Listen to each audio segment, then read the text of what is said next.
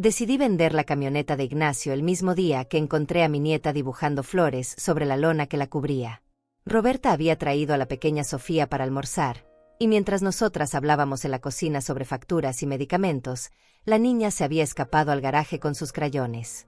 Cuando la encontré, estaba de pie sobre una caja, concentrada en decorar esa superficie gris con margaritas amarillas y rosas desproporcionadas. «Está muy triste ahí adentro, abuela», me dijo sin levantar la vista. «Necesita colores para no estar sola». Las palabras de una niña de 6 años me atravesaron como nunca lo habían hecho los consejos de los adultos. Durante 9 meses había mantenido esa Ford azul como un santuario intocable, pero los ojos de Sofía me mostraron lo que yo no había querido ver. Mi garaje se había convertido en un mausoleo, y yo en su guardiana solitaria. Esa misma tarde, después de que Roberta se fuera con prisa como siempre, llamé al concesionario donde Ignacio había comprado el vehículo. El señor que me atendió fue amable. Me dijo que mandaría a alguien al día siguiente para evaluarla. La noche previa a la visita del tasador, no pude dormir. Me levanté varias veces y caminé hasta la ventana que daba al garaje, como si fuera a despedirme de algo más que un simple automóvil. Ignacio había amado esa camioneta de una manera que yo no terminaba de comprender. La lavaba todos los sábados, aunque no la hubiera usado en toda la semana. Revisaba el aceite con una frecuencia obsesiva. Conocía cada ruido que hacía el motor, cada vibración del volante. Había días en que le encontraba simplemente sentado en el asiento del conductor, con las manos sobre el volante, mirando hacia adelante como si estuviera planeando un viaje que nunca haría. Cuando llegó la mañana, me vestí con más cuidado del habitual. No sabía por qué, pero sentía que ese día marcaría algo importante, un antes y un después que aún no podía definir. Preparé café para el tasador y para mí. Puse algunas galletas en un plato, como si fuera una visita social y no una transacción comercial. A las 10 en punto, escuché el sonido de un auto deteniéndose frente a mi casa. Era un hombre mayor, de mi edad aproximadamente, con manos rugosas y una sonrisa genuina que me tranquilizó inmediatamente. «Señora Limas, soy Lorenzo Duarte, del concesionario», se presentó quitándose una gorra gastada. «Lamento mucho su pérdida. Su esposo era un buen hombre, siempre muy cuidadoso con sus vehículos». No supe qué responder. Durante estos meses, había recibido tantos pésames que las palabras se habían vuelto automáticas, pero algo en la voz de Lorenzo me hizo sentir que realmente había conocido a Ignacio, que no era solo cortesía profesional. Caminamos juntos hacia el garaje. Yo llevaba las llaves en la mano, y el metal frío me recordó todas las veces que se las había entregado a Ignacio cuando él se preparaba para salir. «¿A dónde vas?», le preguntaba siempre. «Por ahí, a estirar las piernas», era su respuesta habitual. Ahora me daba cuenta de lo vaga que había sido esa explicación, de cómo yo había aceptado sin cuestionar esas salidas regulares que a veces se extendían por horas enteras. Lorenzo silbó apreciativamente cuando vio la camioneta. «Está en excelente estado», comentó mientras la rodeaba, examinando la carrocería, los neumáticos, los cristales. Don Ignacio realmente la cuidaba como oro. Abrió el capó, revisó el motor, hizo algunas anotaciones en una libreta pequeña. Yo me quedé parada a un lado, sintiéndome extrañamente como una intrusa en mi propio garaje, observando cómo un desconocido evaluaba los últimos restos tangibles de la vida de mi esposo. «¿Le importa si reviso el interior?», preguntó Lorenzo. Le dije que por supuesto, y abrió la puerta del conductor. Se sentó en el asiento donde Ignacio había pasado tantas horas, ajustó el espejo retrovisor, probó las luces, la radio, el aire acondicionado. Todo funcionaba perfectamente.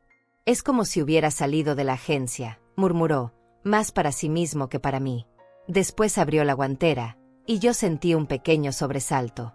«Solo necesito ver si tiene todos los documentos», explicó, «los papeles de propiedad, el manual, esas cosas». Fue entonces cuando mi vida cambió para siempre. Lorenzo sacó algunos papeles de la guantera, pero cuando se inclinó para recoger otros que se habían caído, su mano se detuvo bajo el asiento del conductor. «Qué extraño», murmuró. «Hay algo aquí». Se agachó más y extrajo un sobre grueso, amarillo, que había estado perfectamente oculto en un espacio que yo no sabía que existía. El sobre estaba sellado con cinta adhesiva, como si alguien hubiera tomado mucho cuidado para proteger su contenido. Lorenzo me miró con expresión confundida. «¿Sabía usted de esto, señora Limas?». Mi corazón comenzó a latir más fuerte, no de ansiedad sino de una curiosidad extraña, como si mi cuerpo supiera algo que mi mente aún no había procesado. Tomé el sobre con manos que apenas temblaban y lo examiné. No tenía nada escrito en el exterior, ninguna indicación de lo que podría contener. No, le respondí a Lorenzo, no tenía idea de que hubiera algo ahí. El tasador terminó rápidamente su evaluación, me dio una cifra que me pareció justa y me dijo que volvería al día siguiente con los papeles si yo decidía vender. Después de que se fue, me quedé sola en el garaje, sosteniendo ese sobre misterioso. La camioneta ya no me parecía el mismo santuario de antes. Ahora era una caja de secretos que mi esposo había guardado cuidadosamente durante años, tal vez décadas. Regresé a la cocina y me senté en mi silla habitual, colocando el sobre la mesa donde Ignacio solía desayunar. Durante varios minutos, simplemente lo miré, como si fuera a revelar sus secretos sin necesidad de abrirlo. Parte de mí quería devolverlo a su escondite, fingir que nunca lo había encontrado, continuar con mi vida de viuda ignorante pero tranquila. Pero otra parte, una parte que no había escuchado en mucho tiempo, me empujaba a descubrir que había considerado Ignacio tan importante como para esconderlo de mí durante tantos años. Finalmente, con movimientos deliberados, despegué la cinta adhesiva. El sobre se abrió con un sonido seco, y su contenido se derramó sobre la mesa de la cocina como piezas de un rompecabezas que yo no sabía que existía. Había fotografías, recibos bancarios, y algunas cartas escritas a mano con una caligrafía que no reconocí.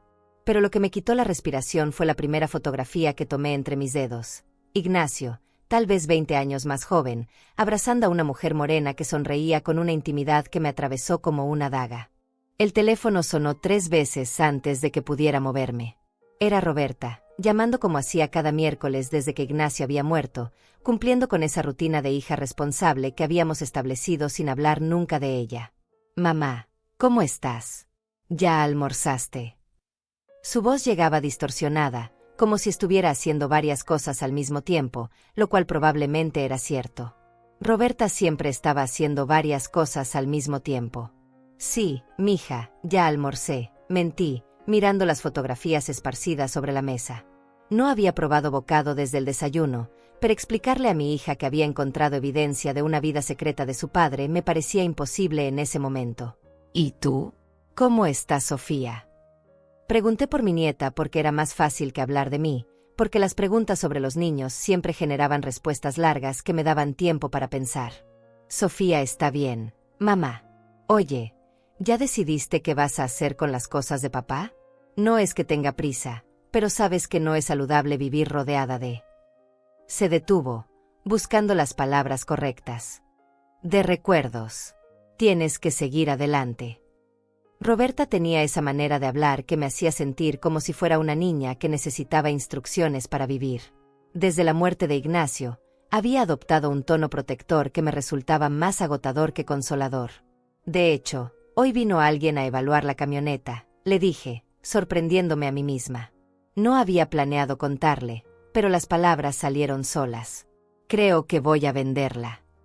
Hubo un silencio del otro lado de la línea, y pude imaginar a Roberta deteniéndose lo que estuviera haciendo, procesando esta información inesperada. Mi hija me conocía lo suficiente como para saber que esa decisión representaba algo más que una simple transacción comercial. «Qué bueno, mamá. Me alegra escuchar eso. Papá hubiera querido que siguieras con tu vida, no que te quedaras guardando sus cosas como si fueran reliquias». Sus palabras tenían sentido, pero había algo en su tono que me molestaba, como si hubiera estado esperando este momento, como si mi decisión de vender la camioneta fuera una victoria personal suya. «¿Necesitas que vaya a ayudarte con los papeles o algo así?» «No, mija, puedo manejar los papeles». Mi voz sonó más seca de lo que pretendía. «Roberta», agregué antes de que pudiera colgar. «¿Tu papá te contó alguna vez sobre sus amigos? Sobre las personas que conocía en sus trabajos anteriores?» La pregunta sonó forzada incluso para mí, pero necesitaba empezar a investigar de alguna manera, y mi hija era el único vínculo que tenía con la vida de Ignacio fuera de casa. «¿Qué clase de pregunta es esa, mamá?». Roberta parecía genuinamente confundida. «Papá no era muy sociable, tú lo sabes. Tenía sus compañeros del trabajo actual, y a veces mencionaba a alguien del taller, pero no era de esos hombres que hablan mucho de sus amistades». «¿Por qué me preguntas eso?». Había una nota de preocupación en su voz que me hizo retroceder inmediatamente. Por nada en particular. Es solo que, a veces uno se da cuenta de que conocía menos a las personas de lo que creía. Era la verdad, pero sonaba como esas reflexiones filosóficas que la gente hace después de una muerte, así que Roberta no insistió. Prometió llamarme el fin de semana y colgó con esa prisa característica que siempre me dejaba sintiéndome como si fuera un punto más en su lista de tareas pendientes.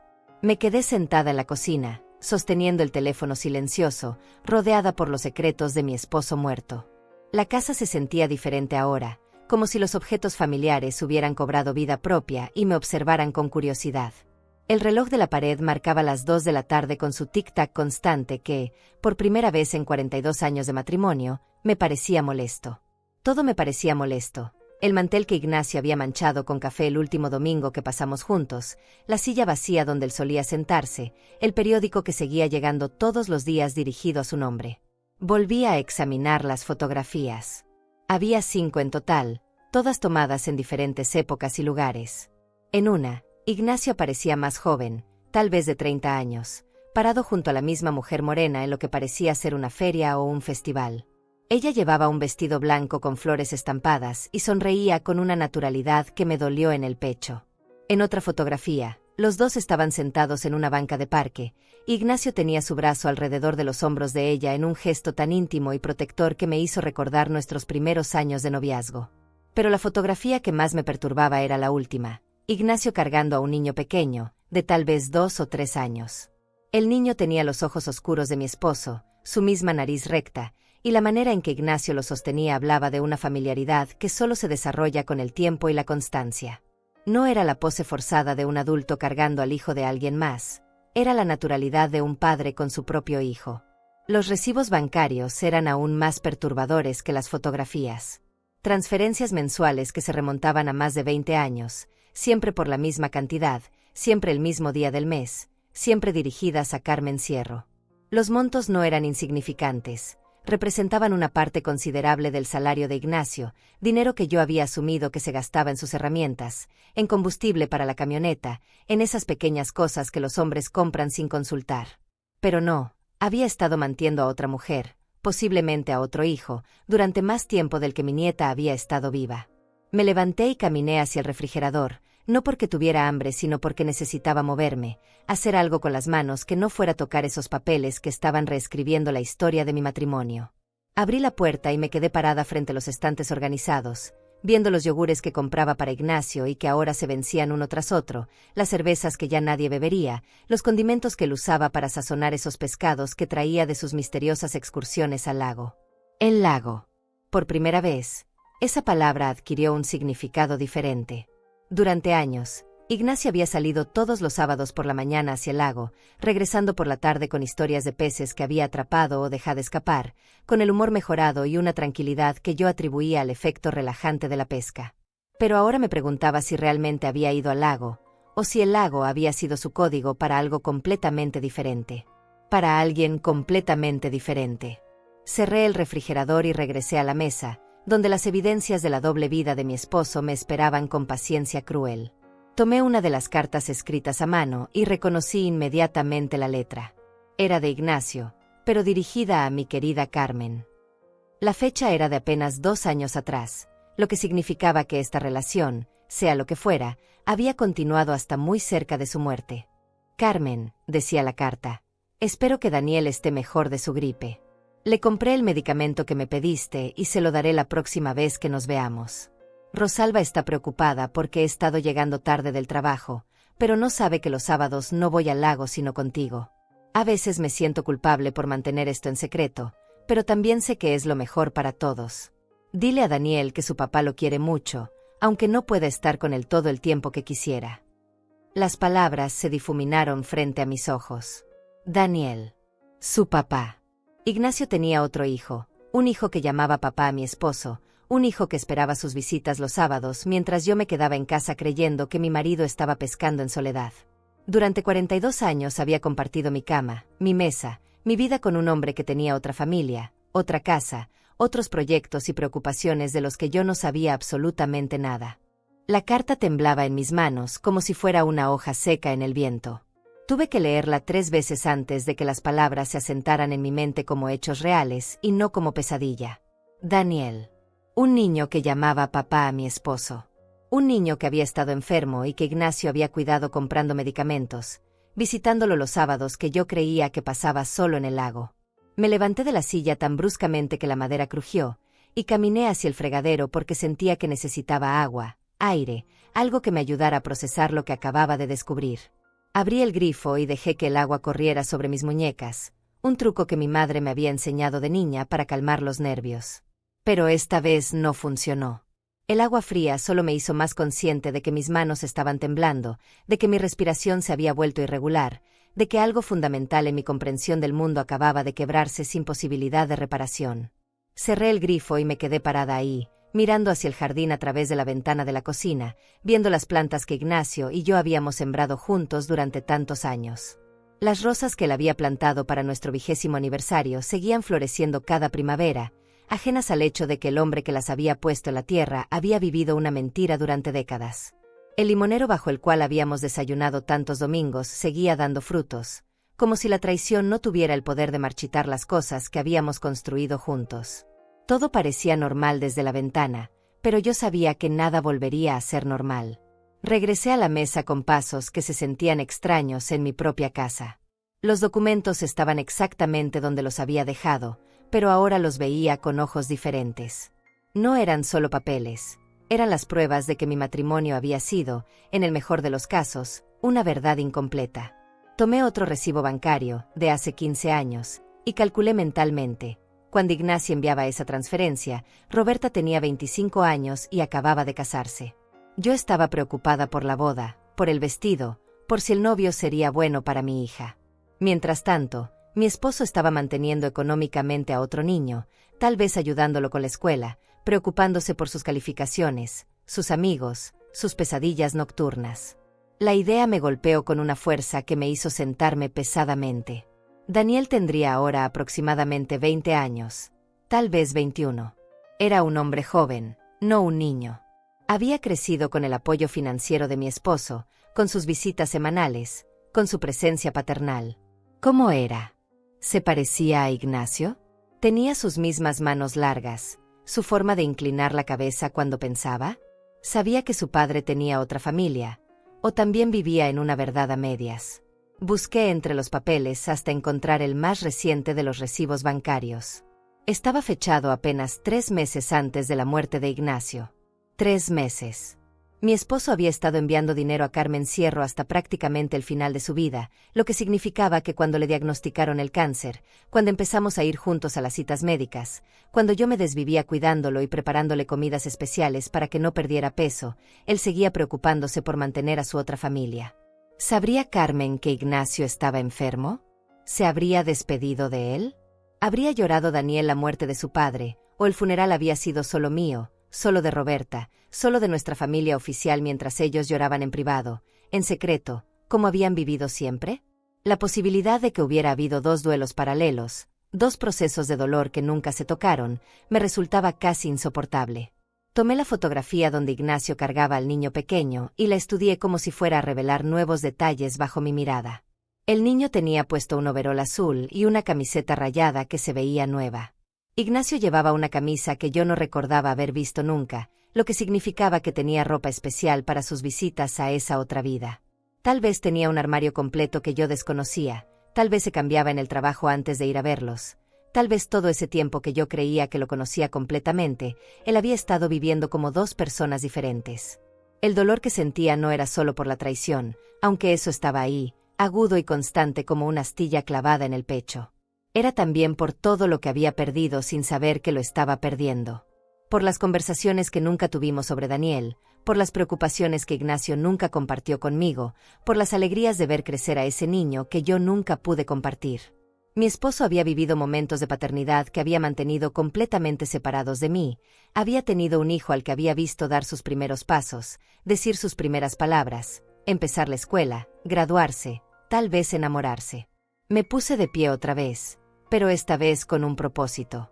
Necesitaba saber más, necesitaba entender la dimensión completa de lo que había descubierto. Fui al cuarto que había sido el estudio de Ignacio, un espacio pequeño donde guardaba sus herramientas y algunos documentos de trabajo. Durante los meses posteriores a su muerte, apenas había entrado ahí, como si fuera territorio sagrado. Pero ahora lo veía como lo que realmente era, otro lugar donde podía haber secretos escondidos. Comencé a revisar sus cajones de manera sistemática, no solo buscando más evidencias, sino tratando de entender cómo había logrado mantener esta doble vida durante tanto tiempo. En el cajón del escritorio encontré una agenda pequeña que no había visto antes. La abrí y vi que tenía anotaciones en código C2 marcado todos los sábados durante años.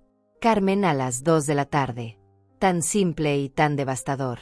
También encontré una caja de zapatos escondida detrás de unas cajas de herramientas. Dentro había más fotografías, dibujos hechos por un niño con letra temblorosa que decía para papá, y una cadena de oro con una medalla pequeña que tenía grabado de un lado y papá del otro. Era un regalo que Daniel le había hecho a Ignacio, un objeto que mi esposo había guardado como un tesoro, pero que nunca había podido usar frente a mí. Sostuve la cadena en mi mano y sentí su peso, tan real y tangible como todo lo demás que había encontrado. No era una fantasía, no era un error, no era algo que pudiera explicar o justificar. Era la prueba física del amor entre un padre y un hijo, un amor que había existido paralelo al mío durante más de 20 años sin que yo supiera nada. Por primera vez desde que había abierto aquel sobre la cocina, lloré. No era el llanto educado y controlado que había derramado en el funeral, frente a las amigas del barrio y los compañeros de trabajo de Ignacio. Era algo más profundo y más crudo, un llanto que salía desde un lugar que no sabía que existía. Lloré por todo lo que no había sabido, por todo lo que había perdido, y también, aunque me doliera admitirlo, por Daniel, que ahora había perdido a su padre y tal vez no tenía nadie con quien compartir su dolor.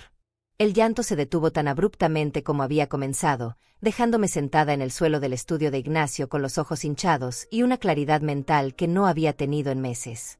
Me levanté despacio, guardé todo en la caja de zapatos y regresé a la cocina con pasos más firmes. Tenía una decisión que tomar, y por primera vez desde la muerte de mi esposo, sentía que tenía el control de algo. Podía quedarme callada, enterrar estos secretos junto con Ignacio, y continuar mi vida de viuda ignorante. O podía buscar a Carmen Sierro y enfrentar la verdad completa, sin importar cuánto doliera. La tarde había avanzado sin que me diera cuenta. Eran casi las 5, la hora en que Ignacio solía llegar del trabajo cuando estaba vivo, cuando yo ponía la mesa y calentaba la cena mientras él se lavaba las manos y me contaba sobre su día. Pero los días de los que me hablaba, me daba cuenta ahora, eran versiones editadas, historias de las que había eliminado cuidadosamente cualquier mención de Carmen o Daniel. ¿Cuántas veces había estado a punto de contarme algo sobre ellos y se había detenido? ¿Cuántas veces había tenido que inventar excusas o cambiar de tema para mantener su secreto? Busqué en los recibos bancarios hasta encontrar el que tenía más información. Carmen Sierro, y debajo, una dirección en el otro lado de la ciudad, en un barrio que yo conocía pero donde nunca había tenido razón para ir. San Miguel, a unos 40 minutos en autobús desde mi casa. 40 minutos que podrían haber sido 40 años, considerando lo distantes que habían estado nuestros mundos. Escribí la dirección en un papel, la doblé cuidadosamente y la guardé en mi bolso. No sabía cuándo iría, pero sabía que iría. El teléfono sonó otra vez, y esta vez era el tono especial que indicaba que era Roberta llamando desde su celular. Contesté sin ganas, todavía con la voz ronca del llanto. Mamá, suenas extraña. ¿Estás resfriada? Mi hija tenía esa habilidad de detectar cuando algo no estaba bien, pero también tenía la costumbre de buscar las explicaciones más simples y menos problemáticas. Estoy bien, mija. Solo un poco cansada. Era parcialmente cierto. Me sentía exhausta, pero de una manera que no tenía nada que ver con el sueño. ¿Necesitas algo? Esperaba que dijera que no, que solo estaba llamando para saludar, pero su silencio me indicó que había algo más. Mamá, necesito preguntarte algo, y quiero que seas honesta conmigo. Su tono se había vuelto serio, e inmediatamente pensé que de alguna manera había descubierto lo que yo acababa de encontrar. Jorge y yo hemos estado hablando, y creemos que sería bueno que consideraras mudarte a un lugar más pequeño. No es que queramos presionarte, pero esa casa es muy grande para una persona sola, y los gastos. Mudarme. La interrumpí, sintiendo como si me hubieran golpeado. Roberta, tu papá murió hace apenas 9 meses. Esta es mi casa, es donde construimos nuestra vida juntos. Pero mientras decía las palabras, me sonaron huecas. ¿Qué vida habíamos construido realmente juntos si él había estado viviendo otra vida completamente separada de mí? Lo sé, mamá, y no estoy diciendo que sea fácil. Pero piénsalo prácticamente. Podrías conseguir un departamento bonito cerca de nosotros, estar más cerca de Sofía, tener menos responsabilidades. Podrías empezar fresh, ¿sabes? Roberta usaba palabras en inglés cuando se ponía nerviosa, una costumbre que había desarrollado en el trabajo y que me irritaba profundamente. No quiero empezar fresh, Roberta. Quiero entender qué ha sido mi vida hasta ahora. Las palabras salieron con más fuerza de la que pretendía, y mi hija se quedó callada del otro lado de la línea. ¿Tu papá te habló alguna vez de Carmen Sierro? Pregunté antes de poder detenerme. ¿Carmen qué? ¿Quién es Carmen Sierro? Roberta sonaba genuinamente confundida, lo que me confirmó que ella tampoco sabía nada sobre la vida secreta de su padre. Mamá, ¿de qué estás hablando? ¿Te sientes bien? Estoy perfectamente bien. Es solo que encontré algunos papeles de tu papá, y ese nombre aparece ahí. Pensé que tal vez tú sabrías quién es. Era una verdad a medias, pero no estaba lista para contarle a Roberta toda la historia. No hasta que yo misma la entendiera completamente. ¿Qué clase de papeles? Ahora mi hija sonaba preocupada de verdad. Mamá, si encontraste algo raro, deberías traérmelo. Tal vez son documentos de trabajo, o alguna cuenta pendiente, o... Se detuvo, y pude escuchar a Sofía gritando algo en el fondo. Mira, voy para allá. Jorge puede quedarse con Sofía y yo voy a revisar esos papeles contigo. No, Roberta. Mi voz sonó más firme de lo que me sentía. No necesito que vengas a revisar nada conmigo. Soy perfectamente capaz de manejar los documentos de mi propio esposo. La palabra esposo se sintió extraña en mi boca, como si ya no estuviera segura de lo que había significado realmente. Pero mamá. Roberta comenzó a usar ese tono que empleaba cuando pensaba que yo estaba siendo irrazonable, ese tono que me hacía sentir como si fuera una anciana confundida que necesitaba que la cuidaran como a una niña. Pero nada, mija. Soy viuda, no inválida. Y definitivamente no estoy loca. Colgué antes de que pudiera responder, algo que no había hecho en años. Roberta siempre tenía la última palabra en nuestras conversaciones, siempre terminaba con alguna instrucción o consejo que yo acataba obedientemente. Pero esta vez no. Me quedé sentada en la cocina, mirando el teléfono silencioso, esperando que sonara otra vez. Conocía a mi hija lo suficiente como para saber que iba a llamar de vuelta, probablemente para disculparse por ser demasiado controladora, pero también para insistir en que necesitaba ayuda. El problema era que Roberta tenía razón en una cosa, sí necesitaba ayuda. Pero no el tipo de ayuda que ella podía darme. Necesitaba ayuda para entender cómo había sido posible vivir con alguien durante 42 años sin conocerlo realmente. Necesitaba ayuda para decidir qué hacer con el conocimiento de que había otro hijo de Ignacia en el mundo, un hijo que tal vez necesitaba saber que su padre había muerto. Y necesitaba ayuda para figurar out cómo seguir viviendo con la certeza de que todo lo que había creído sobre mi matrimonio era, en el mejor de los casos, una verdad incompleta. El teléfono sonó 5 minutos después, tal como había predicho. Esta vez no contesté. Dejé que sonara hasta que se activó la contestadora, y escuché la voz de Roberta dejando un mensaje apresurado sobre cómo se había cortado la llamada y que me volvería a llamar más tarde. Después llegó el silencio, y por primera vez en todo el día, fue un silencio que no me molestó. Me serví un vaso de agua y me senté otra vez frente a los documentos que habían cambiado mi vida. Esta vez, en lugar de sentir dolor o confusión, sentí algo parecido a la determinación. Iba a encontrar a Carmen Sierro. Iba a conocer a Daniel. Iba a entender completamente quién había sido mi esposo, sin importar cuánto doliera. Porque vivir con una verdad dolorosa tenía que ser mejor que vivir con una mentira cómoda. El autobús a San Miguel salía cada media hora desde la estación central, y yo me encontré subiendo al de las 9 de la mañana 3 días después de encontrar los documentos. No había planeado ir tan pronto, pero la noche anterior Roberta había aparecido en mi puerta sin avisar, con Sofía de la mano y una expresión determinada que conocía demasiado bien. Había venido a rescatarme de mí misma, como lo expresó, a ayudarme a organizar los papeles de papá porque era obvio que yo no estaba manejando bien la situación. La confrontación había sido breve pero intensa. Roberta quería ver los documentos que había mencionado por teléfono, y yo me había negado rotundamente. Son asuntos privados entre tu padre y yo, le había dicho, una frase que técnicamente era cierta pero que sonaba ridícula considerando que Ignacio llevaba 9 meses muerto. Mi hija había insistido, había usado palabras como preocupada y responsabilidad, y finalmente había amenazado con llamar al doctor Mendoza para que evaluara mi estado mental. Esa amenaza había sido la gota que derramó el vaso. Por primera vez en mi vida adulta, le había gritado a mi hija.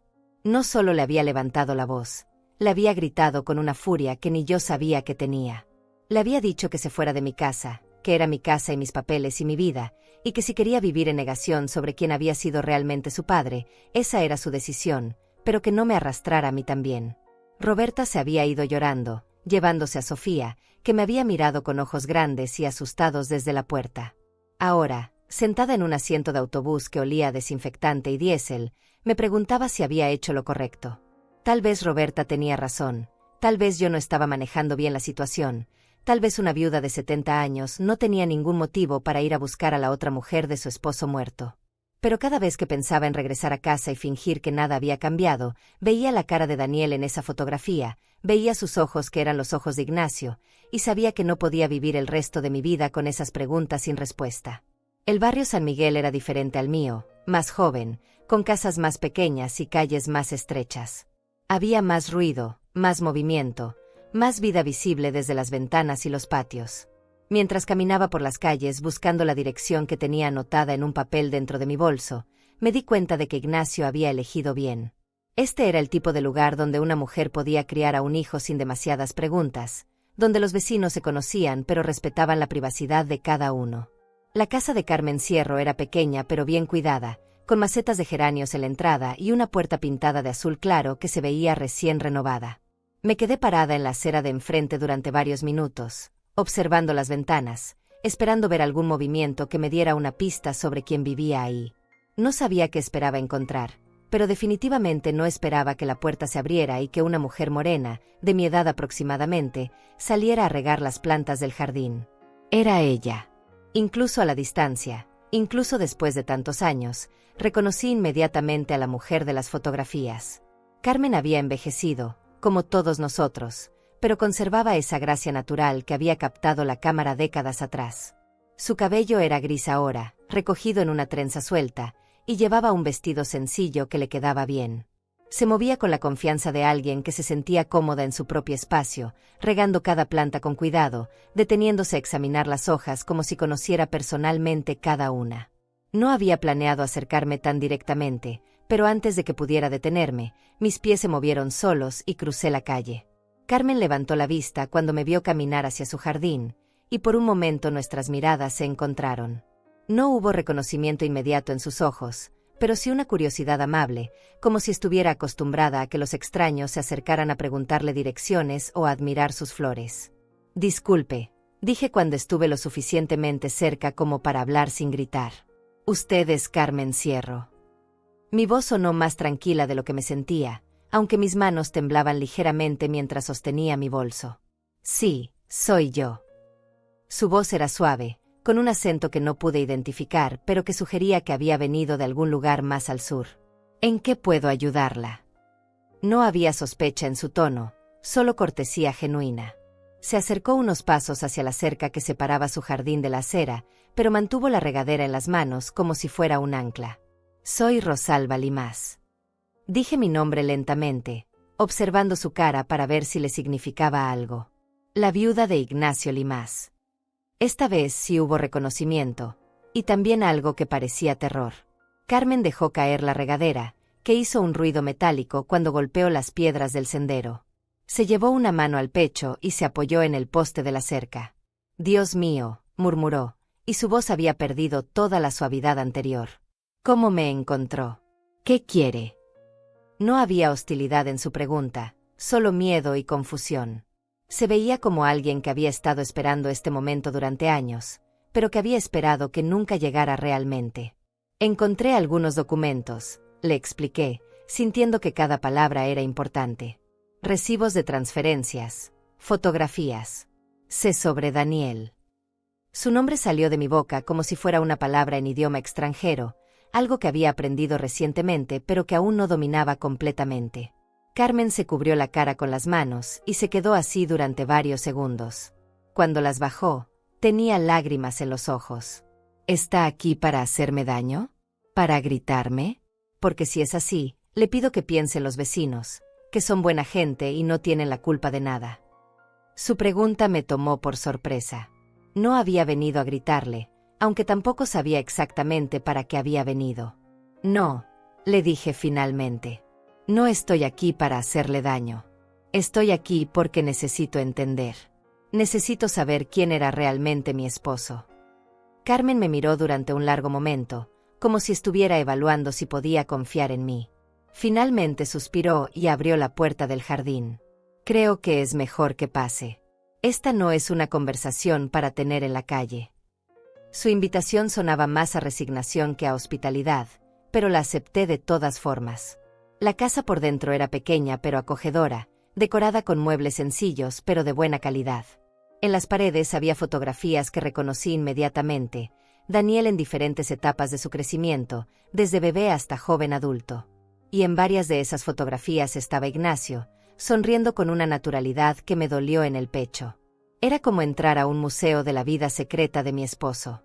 ¿Quiere café?, preguntó Carmen, más por cortesía que por ganas reales de atenderme. Asentí, no porque tuviera sed, sino porque necesitaba tiempo para procesar lo que estaba viendo. Mientras ella preparaba el café, yo examiné las fotografías más de cerca. Había una de Ignacio enseñando a Daniel a andar en bicicleta, otra de los dos en lo que parecía ser una graduación de preparatoria, una más reciente donde Daniel, ya adulto, tenía su brazo alrededor de los hombros de Ignacio. Es un buen muchacho, dijo Carmen desde la cocina, notando que estaba mirando las fotos. Estudió ingeniería, tiene un trabajo estable. Ignacio estaba muy orgulloso de él. Usó el tiempo pasado, y me di cuenta de que sabía que Ignacio había muerto. ¿Usted sabía que él había muerto?, le pregunté cuando regresó con 2 tazas de café. Carmen asintió lentamente. Daniel leyó el obituario en el periódico. Fuimos al funeral, pero nos quedamos atrás, entre los árboles. Solo queríamos despedirnos. La idea de que hubieran estado ahí, observando desde lejos mientras yo lloraba junto a la tumba, me resultó más perturbadora que reconfortante. ¿Por qué?, fue lo único que pude preguntar. ¿Por qué mantuvieron esto en secreto? ¿Por qué Ignacio nunca me dijo nada? Carmen se sentó frente a mí, sosteniendo su taza con las 2 manos como si necesitara el calor. Porque la amaba a usted, dijo simplemente. Y porque yo nunca le pedí que dejara su matrimonio. Las palabras de Carmen quedaron suspendidas en el aire entre nosotras como humo de cigarro. Él la amaba a usted. Repetí la frase en mi mente varias veces, tratando de encontrarle sentido. ¿Cómo podía alguien amar a una persona y al mismo tiempo mantener una familia secreta durante más de 20 años? ¿Qué clase de amor era ese que requería tanto silencio y tanta mentira? No entiendo, le dije finalmente, dejando mi taza de café sobre la mesa sin haberla probado. Si él me amaba, ¿por qué están ustedes aquí? ¿Por qué Daniel existe? Las preguntas sonaron más duras de lo que pretendía, pero Carmen no pareció ofenderse. Solo me miró con una tristeza que parecía muy antigua, muy practicada. Porque la vida es más complicada de lo que nos gusta admitir, respondió después de un momento. Ignacio y yo nos conocimos antes de que él se casara con usted. Éramos pareja. Jóvenes, enamorados, haciendo planes para el futuro. Se detuvo y tomó un sorbo de café, como si necesitara tiempo para decidir cuánto contarme. Pero entonces apareció la oportunidad de trabajo en la ciudad donde usted vivía. Era un buen trabajo, mejor que cualquier cosa que pudiera conseguir aquí. Decidimos que él se iría primero, establecería las cosas, y después yo lo seguiría. Pero usted nunca lo siguió, dije, aunque ya sabía cuál sería la respuesta. No, porque una semana antes de que yo me fuera, descubrí que estaba embarazada. Y cuando se lo dije a Ignacio, él ya había conocido a usted. Carmen sonrió, pero era una sonrisa sin alegría. Me dijo que usted era diferente, que había sentido algo que nunca había sentido antes. Me pidió tiempo para resolver las cosas, para figurar out qué hacer. ¿Y qué hizo? Aunque ya conocía la respuesta, necesitaba escucharla. Se casó con usted. Carmen se encogió de hombros como si fuera algo que había aceptado hace mucho tiempo. Y yo tuve a Daniel. Ignacio volvió cuando el niño tenía 6 meses. Me dijo que había cometido un error, que me amaba, que quería estar con nosotros. Pero para entonces ya era demasiado tarde. Usted era su esposa. Había una vida construida, compromisos, responsabilidades. Me levanté de la silla porque necesitaba moverme, hacer algo con la energía nerviosa que me recorría el cuerpo. Caminé hacia la ventana que daba al jardín trasero y vi que había un columpio pequeño, claramente usado, que había sido instalado años atrás. Entonces decidieron. ¿Qué? Que él viviría 2 vidas. No decidimos nada al principio, dijo Carmen detrás de mí. Él empezó a visitarnos, a enviar dinero para Daniel. Al principio yo pensé que era solo hasta que encontrara una manera de dejar su matrimonio. Pero pasaron los años, y él seguía dividido. Amaba a Daniel, quería ser parte de su vida, pero también la amaba a usted. Decía que no podía lastimar a ninguno de los dos eligiendo. Así que nos lastimó a todos manteniendo el secreto.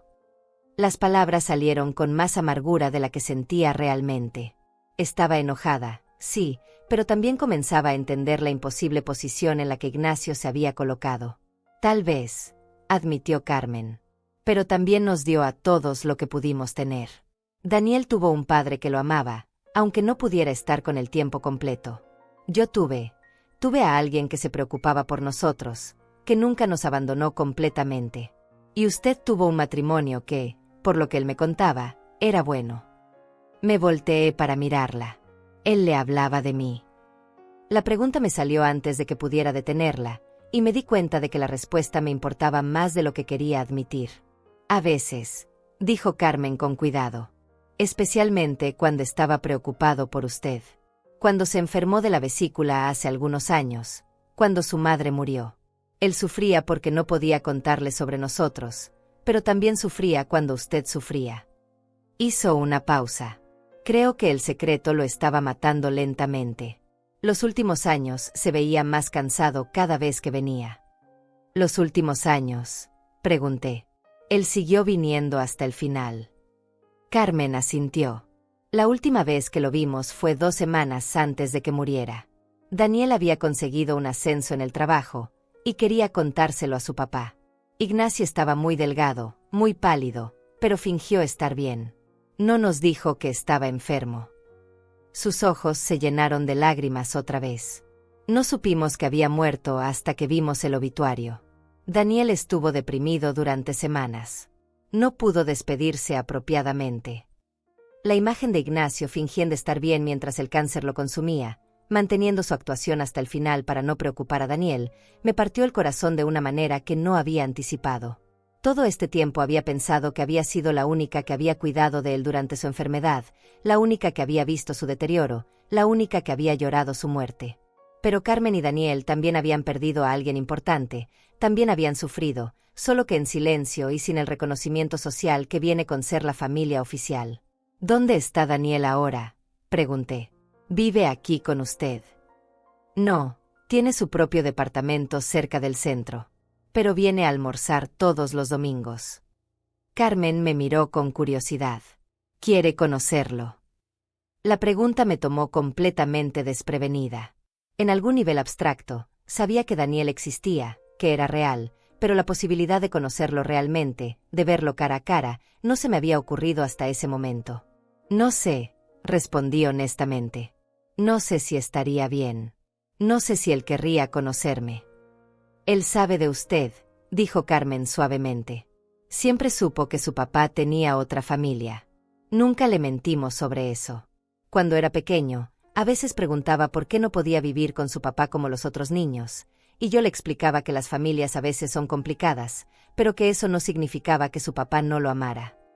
¿Y qué piensa él de todo esto? No sabía cómo formular la pregunta correctamente. ¿Qué pensaba Daniel de ser el hijo secreto? ¿Me odiaba por ser la razón por la cual su padre no podía estar con el tiempo completo? Es un hombre comprensivo, dijo Carmen. Estudió, tiene educación, entiende que la vida es compleja. Nunca culpó a nadie por la situación. Ni a su papá, ni a mí, ni a usted.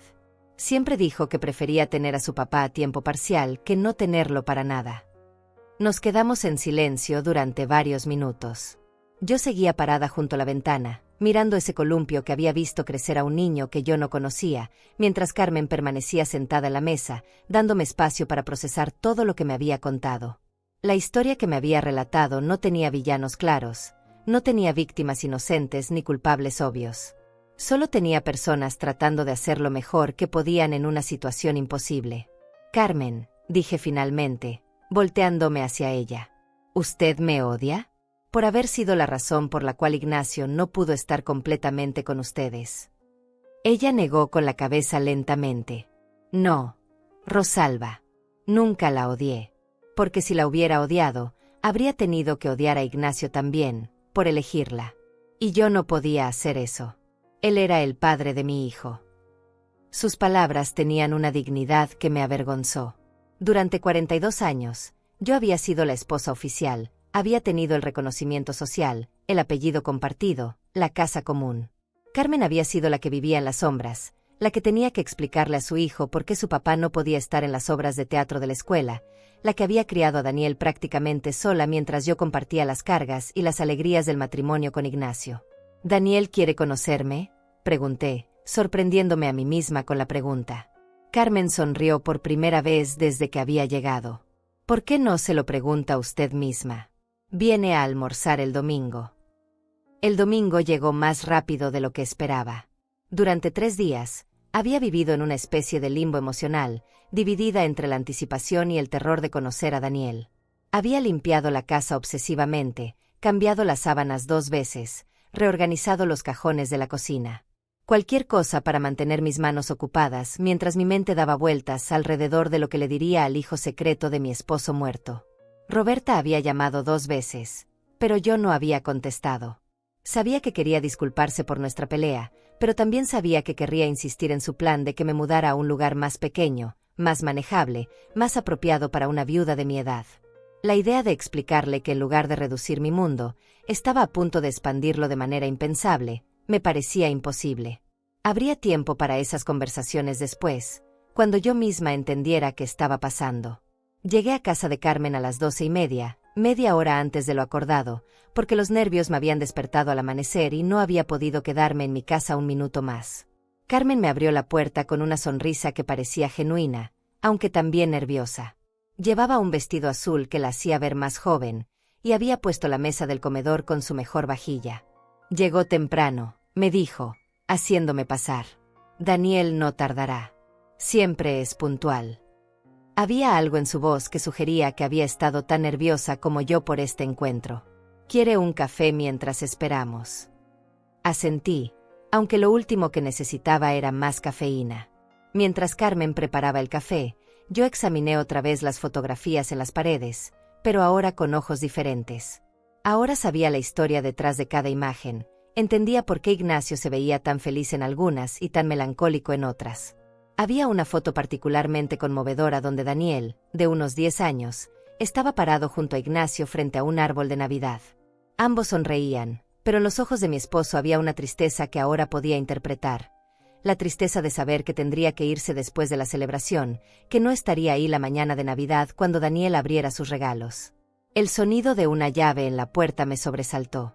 Carmen se apresuró desde la cocina, y escuché su voz diciendo: Daniel, mijo, ya llegó la señora de la que te hablé. Después hubo un murmullo de voces que no pude distinguir, y finalmente pasos acercándose al comedor. Cuando Daniel apareció en la puerta, sentí como si me hubieran golpeado en el estómago. Era inconfundiblemente hijo de Ignacio. Tenía su misma estatura, sus mismas manos largas, su misma manera de inclinar ligeramente la cabeza cuando estaba pensando. Pero también tenía algo de Carmen en la suavidad de sus facciones, en la expresión de sus ojos. Era guapo de una manera tranquila, vestido con jeans y una camisa de botones que se veía nueva, como si se hubiera vestido especialmente para esta ocasión. Señora Limas, me dijo, acercándose con la mano extendida. Soy Daniel. Mucho gusto en conocerla finalmente. Su voz era grave, como la de Ignacio, pero más suave, sin el tono áspero que mi esposo había desarrollado con los años de fumar. Estrechó mi mano con firmeza, pero no demasiado fuerte, y me miró directamente a los ojos sin evasión ni desafío. Daniel, repetí su nombre, sintiendo lo extraño en mi boca. Yo no sé qué decir. Esto es muy... No pude terminar la frase. ¿Qué era esto? ¿Extraño? ¿Doloroso? ¿Necesario? Lo sé, dijo él con comprensión. Para mí también es raro. Durante toda mi vida, usted ha sido una idea abstracta. La otra familia de papá. Nunca pensé que realmente la conocería. Se sentó en la silla que Carmen le indicó, frente a mí, y por un momento los tres nos quedamos en silencio, como si nadie supiera cómo comenzar esta conversación imposible. ¿Cómo está?, preguntó Daniel finalmente. Quiero decir, sé que ha sido difícil. Perder a papá, para todos nosotros ha sido difícil. Sus palabras eran cuidadosas, pero había una sinceridad en ellas que me conmovió. Algunos días mejor que otros, respondí honestamente. ¿Y tú? ¿Estás bien? Se me salió el tuteo sin darme cuenta, pero Daniel no pareció molesto. Igual, dijo encogiéndose de hombros.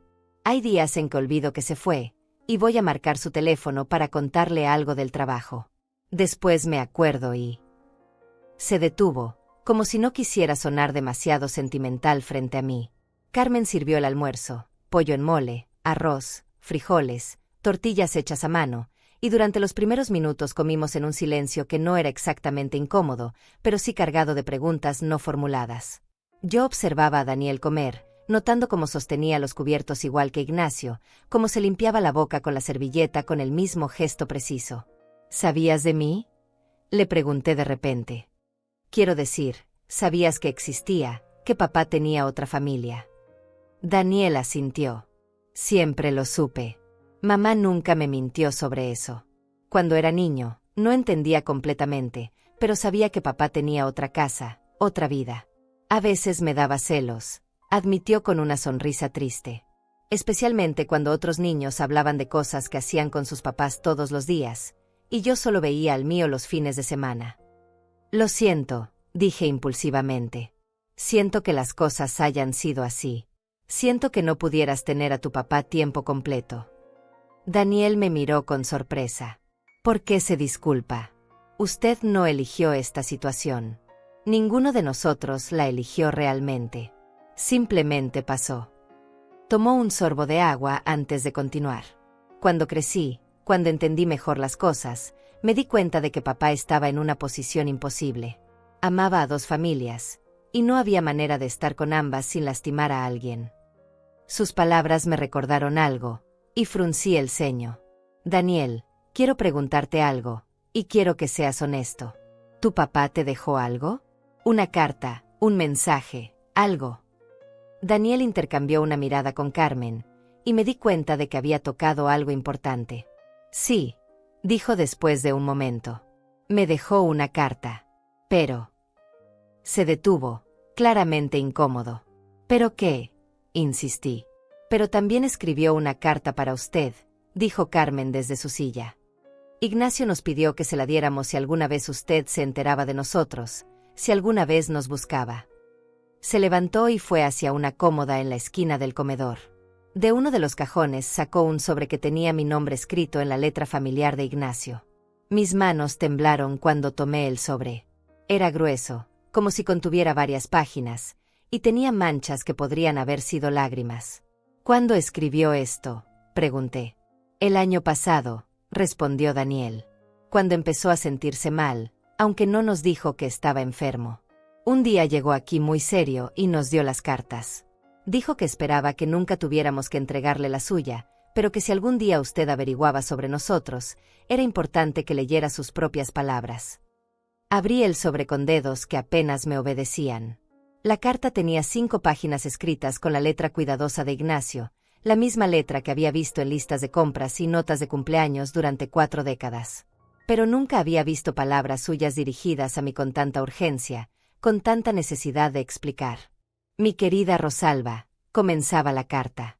Si estás leyendo esto, Significa que finalmente descubriste lo que he guardado en secreto durante tantos años. Significa que conociste a Carmen y a Daniel, y que probablemente me odias más de lo que creías posible. No te culpo. Me odio a mí mismo por lo que te he hecho, por la vida que te obligué a vivir sin saberlo, por todos los años que pasaste casada con la mitad de un hombre. Leí la carta de Ignacio 3 veces antes de poder hablar, y cada lectura me rompía de manera diferente. No era una disculpa simple, era una confesión completa, cruda y dolorosa, donde mi esposo finalmente me contaba toda la verdad que había guardado durante décadas. Me explicaba cómo había conocido a Carmen antes que a mí, cómo el embarazo había cambiado todo, cómo se había enamorado de mí pensando que podría olvidarla a ella, y cómo había descubierto que el corazón humano podía albergar 2 amores diferentes pero igualmente reales. Nunca quise lastimarte, escribía en la 4ª página. Pero tampoco podía abandonar a Daniel. Era mi hijo, y merecía tener un padre, aunque fuera un padre dividido, un padre que vivía a medias. Sé que esto no justifica nada, pero espero que cuando leas esto, cuando conozcas a Carmen y a Daniel, entiendas que no fue falta de amor por ti. Fue exceso de amor por todos, y mi cobardía para elegir. La última página era la más difícil de leer. Te pido perdón, pero también te pido algo más. Si algo me pasa, si ya no estoy aquí para cuidar de Daniel y Carmen, no los abandones completamente. No digo que tengas que amarlos, pero no los odies. Ellos no tuvieron la culpa de mis decisiones. Daniel es un buen hombre, y Carmen es una mujer buena que sacrificó mucho por una situación que ella tampoco eligió. En mi testamento dejé algunos ahorros para ellos, pero más que dinero, creo que necesitarán saber que no están solos en el mundo. Cuando terminé de leer, Carmen y Daniel me observaban en silencio. Habían visto mi cara cambiar con cada párrafo, habían escuchado mis suspiros ahogados cuando llegué a las partes más dolorosas. Doblé la carta cuidadosamente y la guardé en mi bolso, porque era algo que necesitaría leer más veces, en privado, cuando pudiera procesar completamente lo que significaba. ¿Qué dice?, preguntó Daniel suavemente. No tenemos que saberlo si es muy personal, pero... Dice que los ama, respondí simplemente. Y que lamenta habernos puesto a todos en esta situación. Me quedé callada un momento antes de agregar. También dice que espera que yo no los odie. ¿Y los odia?, preguntó Carmen, y había miedo real en su voz. La pregunta me tomó por sorpresa porque me di cuenta de que no había examinado realmente mis sentimientos hacia ellos. Durante la semana pasada había estado tan concentrada en procesar la traición de Ignacio, en entender la dimensión de sus secretos, que no había pensado en que sentía hacia Carmen y Daniel como personas individuales. No, dije finalmente. No los odio. Estoy confundida, dolida, enojada con Ignacio, no con ustedes. Ustedes también fueron víctimas de sus decisiones. Era la verdad, pero también me sorprendía admitirla. Daniel, ¿puedo preguntarte algo personal? Claro. ¿Cómo era él contigo? Era un buen papá. La pregunta me dolía hacerla, porque temía la respuesta. Temía descubrir que Ignacio había sido mejor padre para Daniel de lo que había sido esposo para mí. Daniel sonrió, y por primera vez desde que lo había conocido, se veía completamente relajado. Era maravilloso, paciente, atento, interesado en todo lo que yo hacía. Venía a mis juegos de fútbol cuando podía, me ayudaba con la tarea de matemáticas, me enseñó a manejar. Su expresión se volvió más seria, pero también se veía triste a veces, especialmente cuando tenía que irse. Yo sabía que se sentía culpable por no poder estar más tiempo. ¿Te habló alguna vez de mí? La pregunta se me escapó antes de que pudiera detenerla. A veces, admitió Daniel. Especialmente cuando yo era adolescente y le hacía preguntas difíciles sobre por qué las cosas eran como eran. Me decía que usted era una buena mujer, que merecía mejor de lo que él le estaba dando, pero que no sabía cómo arreglar la situación sin lastimar a todo el mundo. Sus palabras me conmovieron de una manera inesperada. Durante todos esos años, mientras yo me quejaba de que Ignacio era distante a veces, de que se perdía en sus pensamientos, de que tenía esos estados de ánimo melancólicos que no sabía explicar, él había estado cargando con la culpa de vivir una doble vida. Había estado sufriendo tanto como nosotros, tal vez más. Daniel, dije de repente, ¿tienes fotos? De cuando eras pequeño, de las cosas que hacían juntos. Se levantó inmediatamente y trajo un álbum de fotos de otra habitación. Pasamos la siguiente hora mirando imágenes de la vida secreta de Ignacio, Daniel aprendiendo a caminar con Ignacio sosteniéndolo de las manos, los dos construyendo un castillo de arena en una playa que yo no reconocía, Daniel graduándose del bachillerato con Ignacio parado orgullosamente a su lado. Cada fotografía era una ventana a momentos que yo nunca había conocido, a una faceta de mi esposo que había estado completamente oculta para mí. «Miren esto», dijo Daniel, señalando una foto donde él tendría unos 15 años.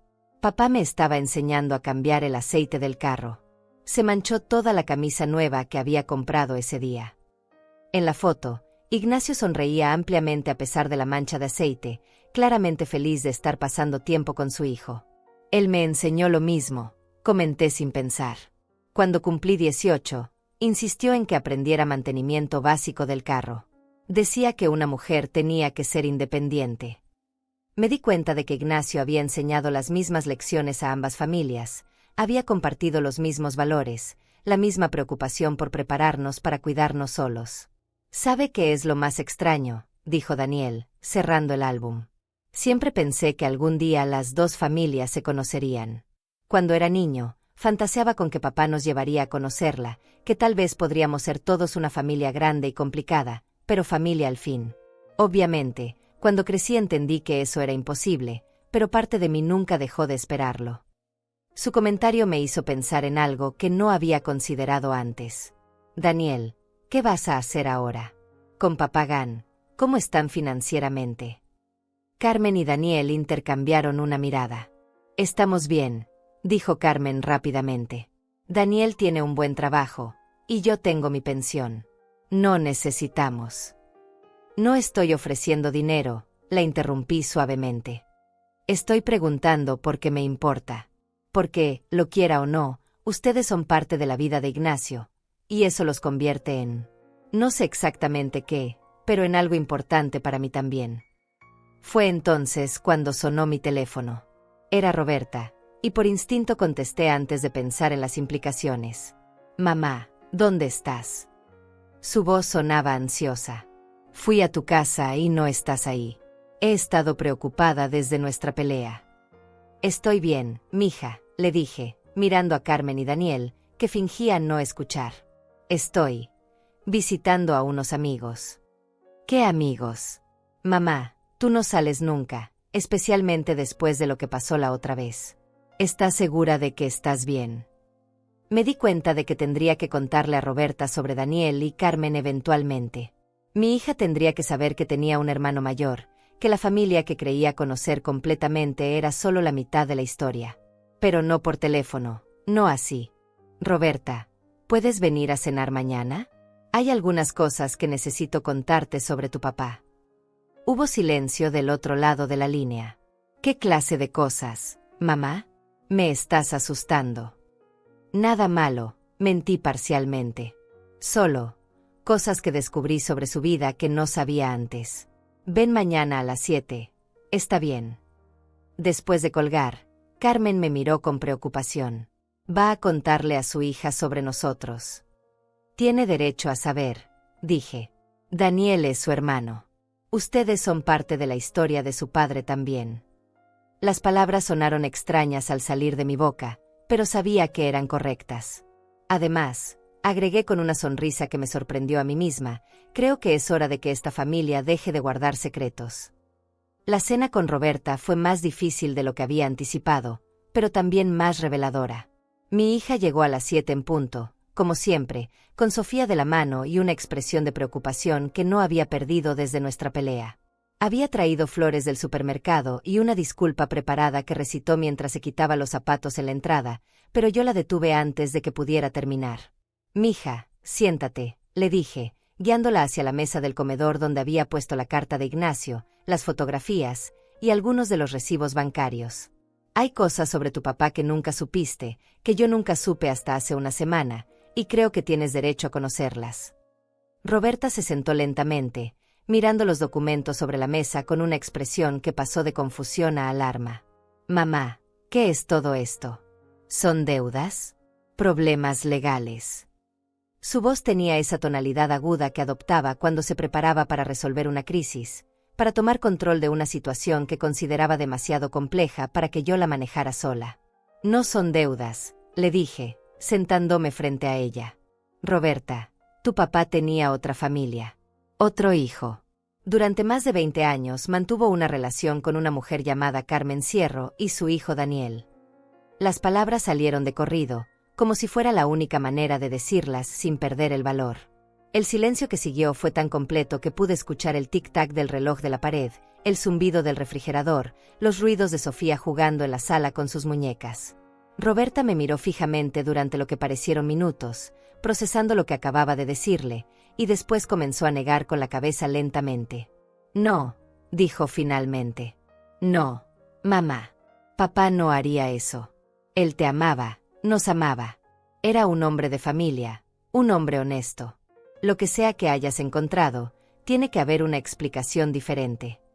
Tomó uno de los recibos bancarios y lo estudió como si fuera a revelar algo diferente bajo su mirada.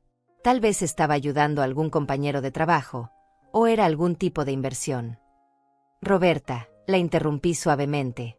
Conocí a Carmen. Conocí a Daniel. Vi las fotografías. Leí la carta que tu papá me dejó explicando todo. No hay otra interpretación posible. Mi hija se puso de pie tan bruscamente que la silla se tambaleó. ¿Los conociste? ¿Fuiste a buscar a esas personas sin decirme nada? Mamá, ¿y si fueran estafadores? ¿Y si estuvieran aprovechándose de tu duelo para sacarte dinero? Su voz subió de volumen, y desde la sala escuchamos a Sofía preguntando si todo estaba bien. No son estafadores, mija. Daniel es idéntico a tu papá cuando era joven. ¿Y Carmen? Me detuve, buscando las palabras correctas. Carmen es una mujer digna que crió a un hijo prácticamente sola, que nunca me pidió nada, que ni siquiera sabía que yo existía hasta que aparecí en su puerta. Esto es una locura, murmuró Roberta, caminando hacia la ventana y después regresando a la mesa. Papá estaba aquí todos los días. Cenaba con nosotros, me ayudaba con la tarea, venía a mis competencias de atletismo en la secundaria. ¿Cuándo habría tenido tiempo para una familia secreta? Los fines de semana, le respondí, cuando decía que iba al lago a pescar. Roberta se sentó otra vez, pero esta vez su expresión había cambiado. Ya no era solo negación, había una comprensión gradual y dolorosa de que tal vez lo que le estaba contando era verdad. Todos esos sábados, murmuró. Todos esos años. Le mostré las fotografías una por una, le leí partes de la carta de Ignacio, le expliqué cómo había encontrado todo escondido en la camioneta. Con cada pieza de evidencia, vi cómo se desmoronaba la imagen que Roberta tenía de su padre, pero también vi cómo comenzaba a entender la complejidad de la situación. ¿Cómo es él?, preguntó finalmente. Daniel. ¿Cómo es mi hermano? La palabra le salió con dificultad, como si fuera en un idioma extranjero. Es ingeniero, trabaja en el centro. Es callado, reflexivo, tiene los mismos gestos que tu papá. Es un buen hombre, Roberta. Y Carmen es una buena mujer. Ninguno de los dos tiene nada de qué avergonzarse. Pero papá sí, dijo Roberta con amargura. Papá nos mintió a todos durante décadas. Nos hizo vivir una mentira. Sí, admití. Pero también nos amó. La carta que me dejó no justifica lo que hizo, pero explica por qué lo hizo.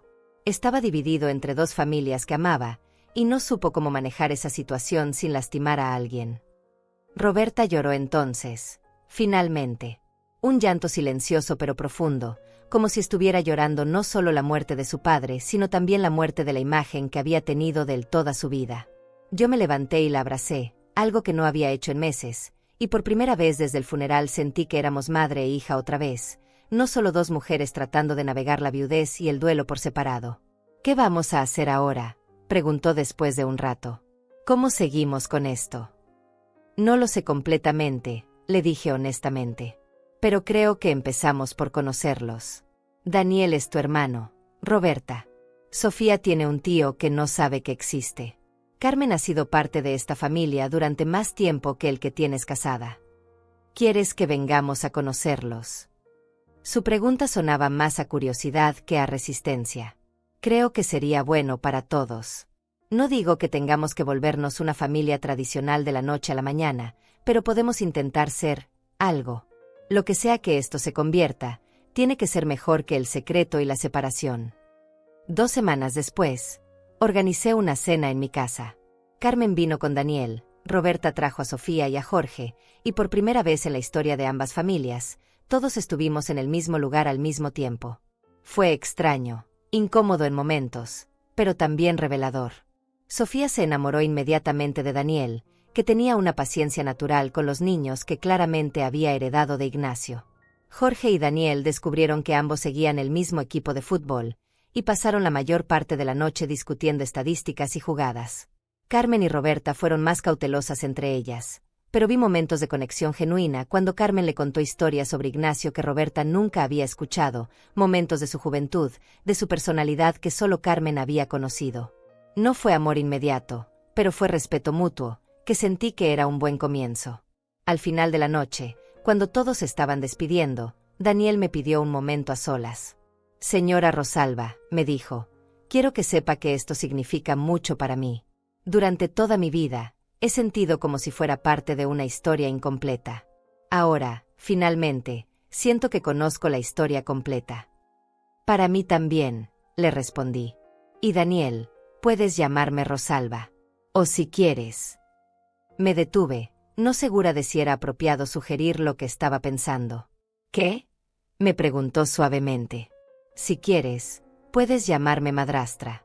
Técnicamente, eso es lo que soy, ¿no?». La palabra sonó extraña, pero no incorrecta. No puedo reemplazar a Carmen, ni querría hacerlo, pero tal vez puedo ser otra figura materna en tu vida. Daniel sonrió, y por un momento vi tanto a Ignacio en esa sonrisa que se me cortó la respiración. «Me gustaría mucho eso, madrastra». Ahora, 3 meses después de esa primera cena, hemos establecido una rutina extraña pero funcional. Carmen viene a tomar café conmigo los miércoles por la tarde, y hemos descubierto que tenemos más en común de lo que cualquiera de las dos habría imaginado. Daniel almuerza conmigo el primer domingo de cada mes, y me ha estado ayudando con algunas reparaciones de la casa que Ignacio solía hacer. Roberta todavía está procesando todo, pero ya no habla de que me mude a un departamento más pequeño. Dice que esta casa es lo suficientemente grande para toda la familia extendida que hemos resultado ser. No es una familia tradicional, y no fingimos que lo es. Pero es nuestra familia, construida sobre los secretos de un hombre que nos amó a todos de maneras imperfectas pero reales. Ignacio no está aquí para ver cómo hemos encontrado la manera de existir juntos, pero a veces siento que le habría gustado saber que finalmente, después de tantos años de secretos, todas las personas que amó pueden estar en la misma habitación, compartir la misma mesa, y cuidarse mutuamente de las maneras en que las familias, incluso las familias complicadas, se cuidan entre sí. La camioneta la vendí finalmente, pero no antes de que Daniel me ayudara a limpiarla completamente, asegurándonos de que no quedaran más secretos escondidos. Con el dinero de la venta, abrí una cuenta de ahorros para Sofía, para cuando vaya a la universidad. Ignacio habría aprobado eso, creo. Siempre creyó en la educación, en preparar a los niños para que fueran independientes. Ahora tenemos 2 nietos en los que pensar cuando tomamos esas decisiones. A veces, por las noches, me siento en la cocina con una taza de té y pienso en lo extraña que es la vida, en cómo los secretos que creemos que nos protegen a menudo son las cosas que más nos lastiman. Pero también pienso en cómo el amor, incluso el amor imperfecto e incompleto, tiene maneras de encontrar la forma de sanarse a sí mismo, de crear conexiones donde no las había antes. 2 tazas en el fregadero. Un silencio que ya no duele. Y una casa que, finalmente, ha aprendido a albergar más de una verdad.